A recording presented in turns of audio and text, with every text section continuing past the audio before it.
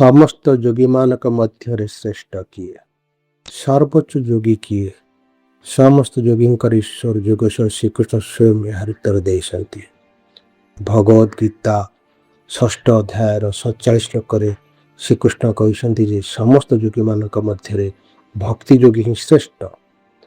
ଶ୍ରୀକୃଷ୍ଣଙ୍କ ଶୁଦ୍ଧ ଭକ୍ତଙ୍କର ଏକମାତ୍ର କର୍ତ୍ତବ୍ୟ ହେଉଛି ଭଗବାନଙ୍କ ଶିକ୍ଷା ଓ ସନ୍ଦେଶକୁ ସାଧାରଣ ଲୋକଙ୍କ ନିକଟରେ ପହଞ୍ଚାଇବା। କିନ୍ତୁ ଶୁଦ୍ଧ ଭକ୍ତ କେବଳ ଉପଦେଶ ଦିଅନ୍ତି ନାହିଁ, ସେ ନିଜ ଜୀବନରେ ସେହି ଶିକ୍ଷାକୁ ପ୍ରମାଣିତ କରନ୍ତି। ଶ୍ରୀଲ ଗୌର ଗୋବିନ୍ଦ ସ୍ୱାମୀ ମହାରାଜଙ୍କ ଜୀବନର ଆଜିର ଏହି ଅଦ୍ଭୁତ ଘଟଣା ତାହାର ଏକ ଅପୂର୍ବ ପ୍ରମାଣ।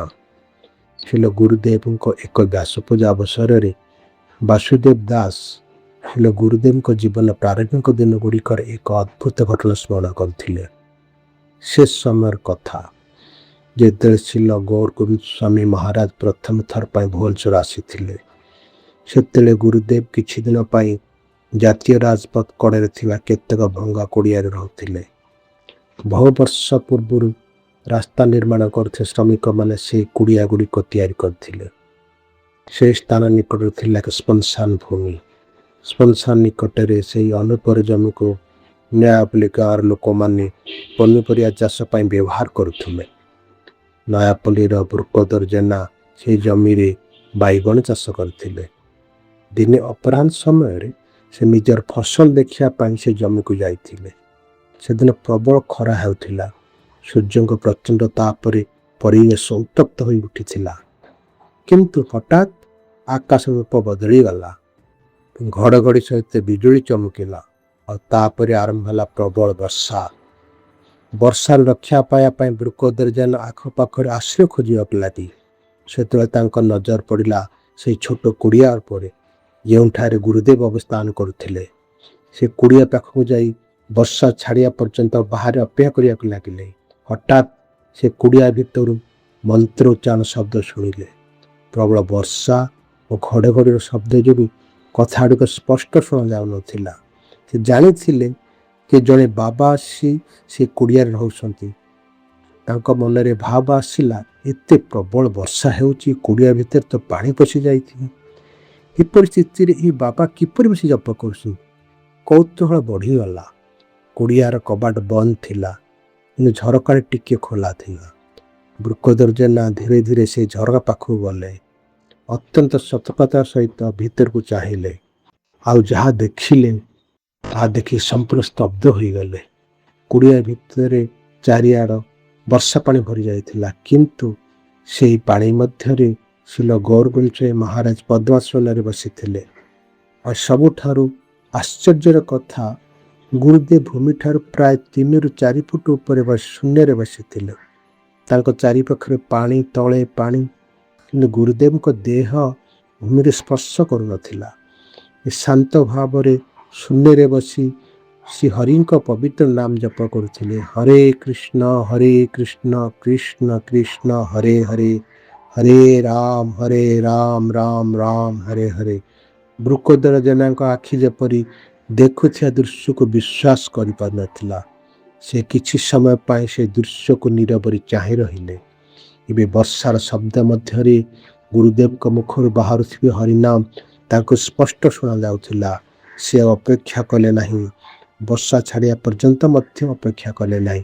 ସେ ସିଧା ନିଜ ଗ୍ରାମକୁ ଦୌଡ଼ିଗଲେ। ଆଉ ସେଠାରେ ଯାହା ଦେଖିଥିଲେ ସେ ଅଦ୍ଭୁତ ଦୃଶ୍ୟର କଥା ସମସ୍ତଙ୍କୁ କହିବାକୁ ଲାଗିଲେ। ବୃକୋଦର ଜେନା ନିଜ ଗାଁର ଲୋକମାନଙ୍କୁ କହିଲେ, ଆମେ ଭାବିଥିଲୁ ଆମ ଗାଁ ପାଖକୁ ଅନ୍ୟ ସାଧକମାନଙ୍କ ପରି ଜଣେ ବାବା ଆସିଛନ୍ତି, କିନ୍ତୁ ଏ ବାବା ସାଧାରଣ ନୁହନ୍ତି। ମୁଁ ନିଜେ ଆଖିରେ ଦେଖିଛି। ସେ ଭୂମିଠାରୁ 3-4 ଫୁଟ ଉପରେ ଶୂନ୍ୟରେ ବସି ହରିନାମ ଜପ କରୁଥିଲେ। ସେ ଜଣେ ମହାନ ଯୋଗୀ। ଆମେ ତାଙ୍କ ପବିତ୍ର ଚରଣରେ ଆଶ୍ରୟ ନେବା ଉଚିତ। ସେହି ଘଟଣା ପରେ ଆଉ ଅଧିକ ସମୟ ବିତିଲା ନାହିଁ। ବୃକୋଦର ଜେନା ଶ୍ରୀଲ ଗୁରୁଦେବଙ୍କ ଚରଣ କମଳରେ ଆଶ୍ରୟ ନେଲେ। ସେ ହେଲେ ବାସୁଦେବ ଦାସ। କେବଳ ବାସୁଦେବ ଦାସ ନୁହେଁ, ଧୀରେ ଧୀରେ ନୟାପଲ୍ଲୀ ଗାଁର ଅନେକ ଲୋକ ମଧ୍ୟ ଗୁରୁଦେବଙ୍କ ଚରଣରେ ଆଶ୍ରୟ ନେବାକୁ ଲାଗିଲେ। ସେମାନେ ନିଜର ଜୀବନକୁ ଗୁରୁଦେବଙ୍କ ସେବାରେ ସମର୍ପଣ କରିଦେଲେ। ଯୋଗୀମାନଙ୍କ ପାଇଁ ନିଜ ଶରୀରକୁ ବାୟୁଠାରୁ ମଧ୍ୟ ହାଲକା କରି ଶୂନ୍ୟରେ ଉଡ଼ିବା ବା ଭାସିବା ଏକ ବଡ଼ ଯୋଗ ସିଦ୍ଧି। ଏପରି ସିଦ୍ଧି ପ୍ରାପ୍ତ କରିଥିବା ଜଣେ ଯୋଗୀ କୌଣସି ବାହ୍ୟ ସାଧନା ବିନା ଯେକୌଣସି ସ୍ଥାନକୁ ଯାଇପାରନ୍ତି। କିନ୍ତୁ ଭକ୍ତମାନେ ଏହି ସିଦ୍ଧି ପାଇବା ପାଇଁ ପ୍ରାଣାୟାମ କିମ୍ବା ଯୋଗାଭ୍ୟାସ କରନ୍ତି ନାହିଁ। ସେମାନେ କେବଳ ଭକ୍ତି ଦ୍ୱାରା ଏସବୁ ପ୍ରାପ୍ତ କରନ୍ତି। ଶ୍ରୀଲ ଗୌର ଗୋସାଇଁ ମହାରାଜ କେବେ ଯୋଗାଭ୍ୟାସ କିମ୍ବା ପ୍ରାଣାୟାମ କରି ଏ ସିଦ୍ଧିଗୁଡ଼ିକ ପାଇବାର ଚେଷ୍ଟା କରିନଥିଲେ। ତାଙ୍କର ସାଧନ ଥିଲା ଶ୍ରୀମଦ୍ ଭାଗବତ ଶ୍ରବଣ, ଭଗବାନଙ୍କ ପବିତ୍ର ନାମର କୀର୍ତ୍ତନ ଏବଂ ଶ୍ରୀକୃଷ୍ଣଙ୍କ ଚରଣରେ ଅନ୍ୟାନ୍ୟ ଭକ୍ତି। ତଥାପି ତାଙ୍କ ମଧ୍ୟରେ ଅଷ୍ଟସିଦ୍ଧି ପ୍ରକାଶିତ ଥିଲା। କିନ୍ତୁ ଜଣେ ପ୍ରକୃତ ଭକ୍ତଙ୍କ ବିଶେଷତା ହେଉଛି ସେ କେବେ ନିଜର ଆଧ୍ୟାତ୍ମିକ ଶକ୍ତିର ପ୍ରଦର୍ଶନ କରନ୍ତି ନାହିଁ।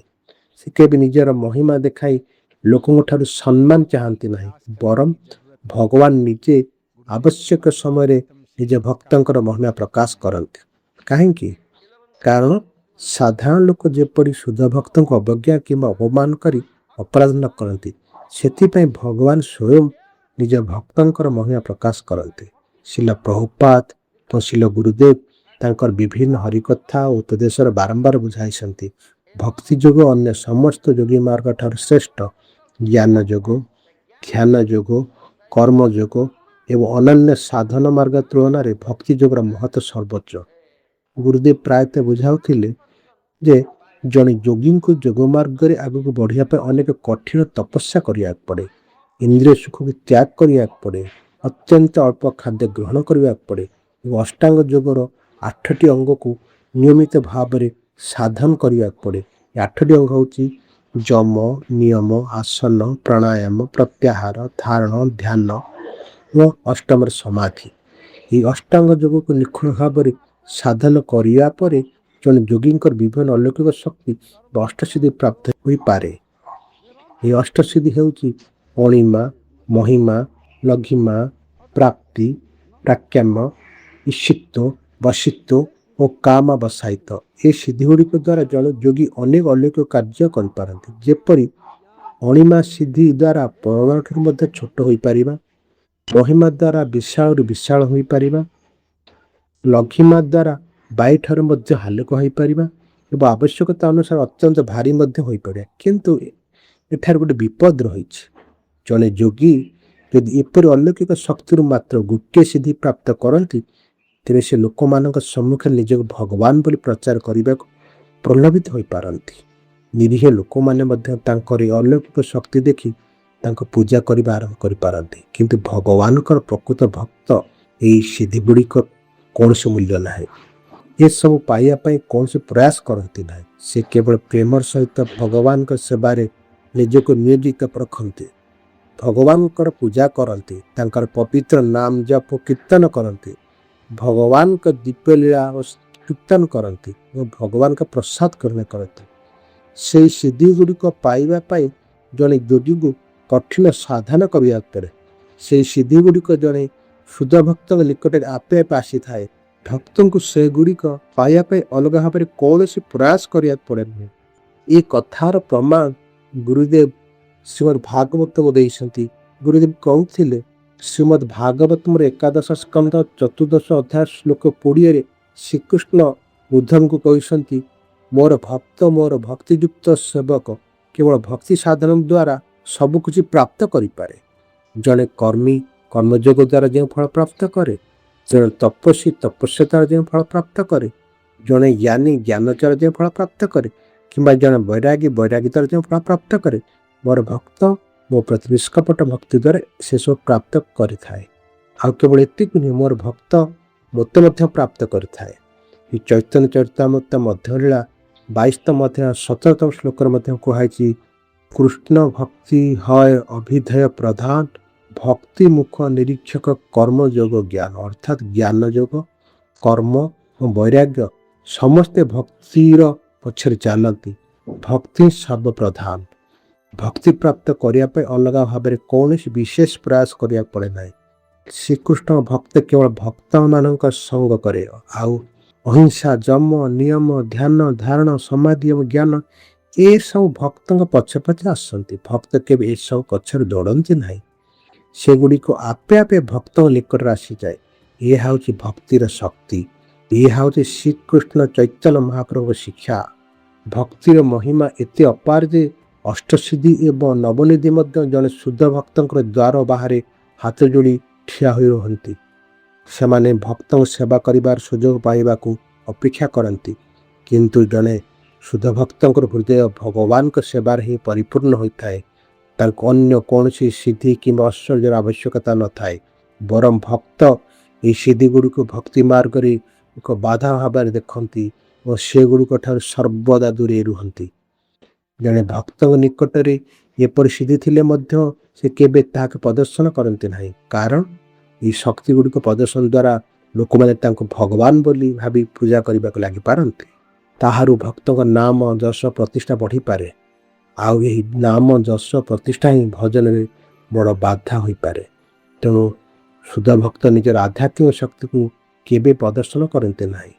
ଏହି ଅଦ୍ଭୁତ ଘଟଣା ଆମ ପାଖରେ ପହଞ୍ଚାଇଥିବାରୁ ଆମେ ଶ୍ରୀକୃଷ୍ଣଙ୍କ ନିକଟରେ ଅନ୍ତରରୁ କୃତଜ୍ଞ। ତାଙ୍କର ଅସୀମ କରୁଣାରୁ ସେ ନିଜର ଶୁଦ୍ଧ ଭକ୍ତମାନଙ୍କୁ ଏହି ଜଗତକୁ ପଠାନ୍ତି, ଯେପରି ସେମାନେ ଆମକୁ ଭକ୍ତିର ପଥ ଦେଖାଇ ପାରନ୍ତି। ଏହି ବିରଳ ଦୃଶ୍ୟର ସାକ୍ଷୀ ହୋଇଥିବା ଏବଂ ପରେ ଏହି ସ୍ମୃତିକୁ ସମସ୍ତ ଭକ୍ତଙ୍କ ସହିତ ବାଣ୍ଟିଥିବା ଶ୍ରୀପାଦ ବାସୁଦେବ ପ୍ରଭୁଙ୍କ ପ୍ରତି ମଧ୍ୟ ଆମେ ହୃଦୟରୁ କୃତଜ୍ଞ। ଶ୍ରୀଲ ଗୌର ଗୋବିନ୍ଦ ସ୍ୱାମୀ ମହାରାଜଙ୍କ ଜୀବନର ଏପରି ଆହୁରି ଅନେକ ଦିବ୍ୟଲୀଳା ଓ ଅମୂଲ୍ୟ ଶିକ୍ଷା ଆମେ ଆଗାମୀ ଦିନରେ ଆପଣମାନଙ୍କ ନିକଟ ନେଇ ଆସୁ। ଆପଣଙ୍କ ପ୍ରଶ୍ନ, ମତାମତ ଓ ପରାମର୍ଶ ନିଶ୍ଚୟ ଆମ ସହିତ ଅଂଶୀଦାର କରନ୍ତୁ। ହରେ କୃଷ୍ଣ।